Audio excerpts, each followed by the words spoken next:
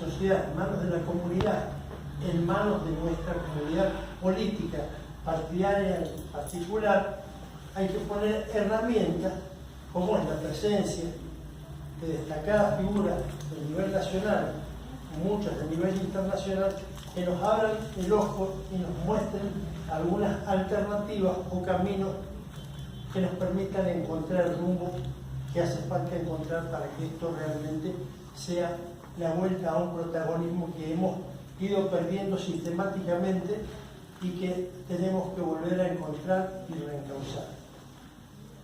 Hoy nos acompaña un economista prestigioso que es Gustavo Grimsbo. Gustavo, aparte de eso, es un militante desde la primera hora, desde sus primeros acercamientos juveniles al radicalismo, ha militado siempre dentro de este espacio. Ha militado con protagonismo cierto, ya sea dentro del partido o fuera, defendiendo al partido como corresponde. Desde lo específico, es licenciado en Economía, pero por cuestiones de crecimiento intelectual, crecimiento específico, se radicó un tiempo en Estados Unidos haciendo una maestría en Economía y Política en la American University of Washington, que le permitió visualizar el mundo externo que se está viviendo y verlo desde afuera, ver una Argentina desde afuera. Esa experiencia capitalizada de afuera y el desarrollo de su actividad privada en apoyo y en capacitación a las pymes de nuestro país es lo que nosotros tratamos de valorizar para este encuentro con ustedes. Entonces, le pediría a él que dé una charla sobre la situación que se está viviendo en general, que es una situación que nos tiene afligidos y preocupados a todos, y a partir de ahí integramos un debate en el cual cada uno pueda participar con su opinión y recabar la opinión de nuestros disertantes. Entonces, si ustedes están de acuerdo, pasamos a... Bueno, te agradezco mucho la introducción, muy exagerada, pero simplemente soy un militante político, estamos en la actividad política, este es un partido político, tiene una academia económica, una academia de economía, y yo vengo a practicar militancia política. Sí, he estudiado economía y es una forma de acercarme a la actividad política. Soy un afiliado a la Unión Cívica Radical que estudió economía. Ahora bien, a esta hora, si yo les empezara a hablar del origen de la crisis, tendría que apelar a un herramental y un lenguaje aburrido, técnico, específico, posiblemente ajeno a la realidad inmediata de todos nosotros como ciudadanos. Ustedes me van a querer matar, se van a acordar de mí, pero por rechazo y no por aprecio, le voy a etiquetar para la cena de esta noche, posiblemente el desayuno de mañana. Me parece que más interesante, de todas maneras podemos entrar en algún aspecto específico, pero más interesante que analizar la coyuntura, creo que podríamos echar un par de párrafos respecto de dónde estamos parados frente a la política económica. Dónde lo veo yo, de la óptica que compartimos en la actividad política que desarrollamos dentro del partido, dónde veo el partido, la oficialidad partidaria en este contexto. Por lo tanto, dónde está parado el oficialismo nacional, el partido endosa, digamos, políticamente en materia económica, y dónde está parado esto respecto de lo que vino a subsanar respecto del pasado de gestión económica más inmediato. Yo lo diría para definir en tres categorías conceptuales distintas, definidas de manera muy burda. El kirchnerismo en gestión económica vino a ejercer populismo, y el populismo que todos conocemos que ejerció se basa fundamentalmente en una desconsideración absoluta por los equilibrios macroeconómicos, generar la apariencia de un beneficio inmediato, y al desconocer los equilibrios macroeconómicos hacer abstracción irresponsable respecto del futuro del programa económico y del futuro, por lo tanto, del beneficio, de la suerte del beneficio que en el corto plazo otorga. O sea, es una actitud de desconsideración respecto de un horizonte hacia adelante, no solamente de un horizonte de desarrollo, sino de un horizonte de consecuencia hacia adelante de las políticas más inmediatas de corto plazo, y se retroalimenta a sí mismo. Por lo tanto, al obtener un resultado que hace un ciclo corto, lo vuelve a regenerar y agrava a través del tiempo potencialmente el problema de consistencia macroeconómica. A eso, la derecha económica tradicional en el país y en el mundo, diría yo, inclusive la teoría también, y después podríamos extenderlo al campo que se quisiese, pero digamos, la derecha económica en el país, que después puede o no tener reflejo político dentro del sistema del partido, lo ha tenido el peronismo, lo ha tenido el radicalismo y lo tiene hoy, a mi modesto entender, electoralmente de manera legítima, democráticamente legítima en la coalición Cambiemos, en particular en el PRO, levanta un discurso conceptual exactamente opuesto, que es: no se puede construir un país serio sin consistencia en cada campo, y en lo económico sin consistencia macroeconómica. Y por lo tanto hay que trabajar de manera tal de procurar obtener esa consistencia macroeconómica, aun siendo que pueda tener costos importantes como costos sociales, por ejemplo, y costos de postergación en el tiempo de obtención de resultados. Yo vengo aquí a criticar una posición distinta, que no es una posición intermedia. Esto no es una versión económica de la avenida del Medio, ni un discurso medio vago de esa naturaleza que son indefinidos. Es una posición distinta que pretende ser superadora, y es el hecho de tener siempre presente, cuando uno plantea política económica, la necesidad de consistencia macroeconómica, pero la necesidad al mismo tiempo de que los costos de obtenerla sean repartidos con justicia social. Eso posiblemente requiere de ir postergando la inmediatez de posibles resultados en lo económico o en términos de consistencia macro, pero también impide al mismo tiempo que las medidas de política económica que se tengan que tomar tengan consecuencias sociales no deseadas y algunas de manera muy abrupta. Por eso, frente a las visiones de la derecha económica, insisto, yo no estoy atribuyendo juicio de valor a Cambiemos con esto. Cuando digo la derecha económica es independientemente de la forma política que circunstancialmente pudo haber tomado en cada momento. En otras épocas era la política de gobierno del gobierno militar, la política económica del gobierno militar, ¿no? Sí creo que hay una derecha económica característica que tiene una raíz histórica y que, así como la tuvo en su condición terrateniente alguna vez, la tomó con carácter financiero y que luego vinculada a las finanzas internacionales a través de los problemas tan remanidos que hemos conocido de endeudamiento externo en el país, de la historia del endeudamiento externo en el país. La política económica reivindicaba entonces metodologías tradicionalmente de shock para poder arribar con velocidad a los equilibrios macroeconómicos, y la política más sensible a la gestión social reivindicó tradicionalmente políticas más gradualistas como mecanismo de ir acomodando las cargas con alguna perspectiva de justicia social, es decir, ir repartiendo el costo del ajuste macroeconómico con consideración de la carga social que ese reajuste o ese ajuste implicaba. Y entonces empezaron a ideologizar los instrumentos y se empezaron a ideologizar los conceptos. El shock significaba políticas de derecha y el gradualismo parecía reflejar políticas progresistas. El déficit fiscal significaba políticas populistas y el equilibrio fiscal significaba políticas de derecha y más responsables, y así cada cosa. Y la emisión monetaria entonces significaba políticas expansionistas y responsables, y la política de contracción monetaria y de ajuste monetario significaba, mal para mañana, pero mucho mejor beneficio en algún futuro incierto. Bueno, eso fue y viene siendo una suerte de falsa antinomia, porque los instrumentos no son ideológicos, los instrumentos son instrumentales, para la redundancia.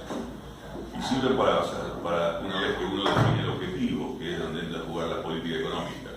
Si yo quiero cortar carne, no voy a usar un destornillador. Y si quiero atornillar un tornillo, no voy a usar seguramente como de manera eficiente por lo menos un cuchillo. Por lo tanto, yo hago esta salvedad para saber, para poder significar que cuando estamos hablando de la herencia recibida, no tengo particular preocupación porque haya o no haya déficit.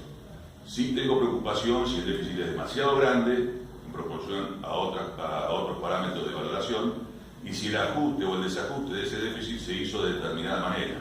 ¿Cuál es la determinada manera? Bueno, en función de qué se hizo, si se genera una capacidad de recuperación del equilibrio, ¿no? Si una cosa es tener un déficit por motivos de inversión pública, otra cosa es por motivos de derroche que ustedes quieran. Otra cosa es por necesidad, si hay que atender un gasto social que no tiene retorno económico, pero que es una necesidad de atender. Y otra cuestión es si yo tengo equilibrio, a qué costo, a qué velocidad y a qué costo. No es lo mismo recuperar el equilibrio de una manera más progresiva y recuperando la inversión y recuperando o manteniendo componentes del gasto fiscal de carácter social, y otra cosa es ajustar a como dé, porque la prioridad para mí es cortar el déficit, y bueno, y si tengo que cortarlo, y mis plazos honestos, son plazos razonables, nadie puede decir que un plazo de 3 o de 5 años sea razonable, y tengo que ajustarlo a como dé. Porque la prioridad no está en el componente de lo que hago, sino que está en el equilibrio fiscal como tal. Ese es mi objetivo. Entonces, en ese contexto, lo que podemos significar es que, un complemento de la idea. Lo que es más relevante que eso, no solamente la magnitud y las velocidades en las cuales esas magnitudes o desajustes se fueron generando, se tienen que regenerar, es pues la composición del equilibrio macroeconómico. El equilibrio macroeconómico es un equilibrio de lo que los economistas llamamos precios relativos, que son los precios principales de la economía, como precios conceptuales, precios simbólicos, ¿no? El interés remunera el capital, el salario remunera el trabajo, etc., y así sucesivamente. El tipo de cambio, las tarifas, los impuestos, etc. Entonces, si yo tengo fuertes desajustes en esto, más allá si estos desajustes me generaron déficit, o si la recomposición de desajustes me vuelve a generar superávit, discutimos sobre el déficit y sobre el superávit, pero en realidad lo que tenemos que discutir es cómo se recomponen estos precios que vienen a generar justamente el equilibrio relativo entre los distintos factores funcionales de la economía. Si la tasa de interés yo la tengo en 40 y el salario lo tengo en 15, bueno, ahí también tengo un gran desequilibrio. Es un desequilibrio muy significativo con consecuencias sociales inmediatas. De la misma manera que digamos, en la otra versión, se podría decir que si yo tengo un 7% del Producto Bruto de déficit, como tengo un nivel de gasto que es insostenible, que por lo tanto tengo que financiar con la emisión monetaria, con mayor impuestos o con mayor endeudamiento, porque otra fuente de financiamiento no hay, respecto a los ingresos. Y si yo tengo que ajustar eso con determinado horizonte más o menos corto, digamos, en el mediano plazo, estamos hablando de 3, 5 años, 2 periodos de gobierno, en fin, son planteos razonables, nadie puede decir que en términos políticos no sean horizontes razonables. Pero si yo tengo que ajustar semejantes magnitudes en términos de 3 a 4 a 5 años, y lo hago pensando que bajo más rápidamente el gasto que lo que subo los ingresos, bueno, eso también va a tener un fuerte costo. Pero lo que digo es, no es la herramienta, no es la magnitud macroeconómica, no es el déficit el objetivo en sí mismo. El objetivo debiera ser la recomposición de precios relativos, que es lo que realmente es significativo. Bueno, en ese contexto, la herencia kirchnerista dejó un desarrollo fenomenal. Dejó un desequilibrio de precios relativos que no solamente era brutal, sino que aparte tenía arrastres recalcitrantes a través de muchos años. El tema de las tarifas es por todo conocido respecto del resto de otros precios. El tema de los salarios era un argumento y sigue siendo un argumento que ellos reivindican políticamente con legítima razón. pero lo financiaban de una manera que no tenía sustento macroeconómico. El tipo de cambio lo usaron de una manera instrumental para reprimir inflación y no para equilibrar las cuentas externas, por lo tanto tenía un fuerte atraso y era también otro factor de inestabilidad y desequilibrio. Creo que las tarifas ya las mencioné al principio. Y la tasa de interés no era un elemento relevante porque el mecanismo de financiación no era trayendo capitales o movilizando capitales, sean de afuera o de adentro, digamos, no era movilizando el ahorro ni doméstico ni externo, sino fundamentalmente financiándolo a través de la emisión monetaria, que es un mecanismo de financiación como instrumento, insisto, tan legítimo como cualquier otro, pero que no puede ser como ninguno de los instrumentos, ni los impuestos, ni el endeudamiento externo, utilizado de manera abusiva. Cualquiera de estos que se utilice de manera abusiva genera distintos problemas. El endeudamiento externo, bueno, por definición en sí mismo. La maquinita, por definición en sí mismo. Y la presión impositiva, por definición en sí misma. Entonces, frente a esto, los argumentos políticos respecto de que los fundamentos de la economía están en utilizar tal o cual instrumento y en recomponer tal o cual desequilibrio, es una verdad muy parcial. No es una verdad, porque las verdades parciales no son verdades. En todo caso pueden ser medias verdades, así como pueden ser medias no verdades, para no decir mentiras. Pero lo que es sustantivo es que la economía recupere consistencia macroeconómica. Y por lo tanto tenemos que empezar, ahí se empieza otra conversación, que es cuáles son los factores de esos desequilibrios. ¿Por qué la Argentina es un país de economía, de comportamiento dual, de comportamiento pendular, permanente, y donde hay desequilibrios de precios permanentes que impiden tener un horizonte económico de más largo alcance? Bueno, hay distintas versiones.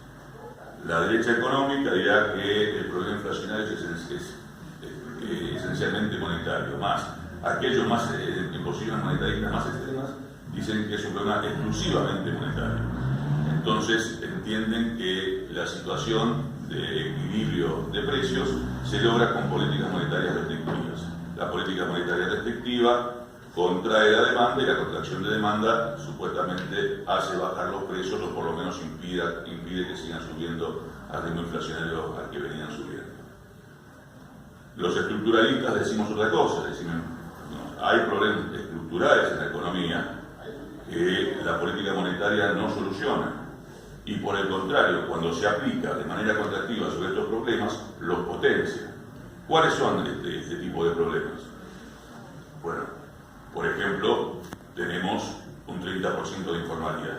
Eso no lo soluciona la política monetaria. Por ejemplo, tenemos esencialmente un problema de baja productividad media en la economía. Y esa es la verdadera causa de la inflación. Y entendemos además que la política de reacomodamiento de precios relativos, como supone el reacomodamiento de ingresos relativos, se tiene que hacer de una manera que evite que el contexto se haga, que el ajuste se haga en un contexto de puja permanente por la distribución del ingreso. ¿Por qué? Porque la puja permanente de la distribución del ingreso no solamente que cristaliza la conflictividad social, sino que siempre ajusta a la alza de precios. Si yo subo precios, el tipo que se le atrasó, si yo subo salarios, el tipo que se le atrasó el precio y el salario es un costo, sube su precio tanto como le subieron el costo. Y entramos en una puja permanente, la disputa ajusta a la alza de precios.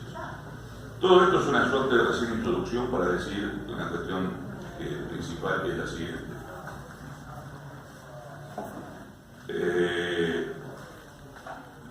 La visión de pretender ajustar sobre un contexto económico entendido, digamos, sin un horizonte más estratégico de crecimiento,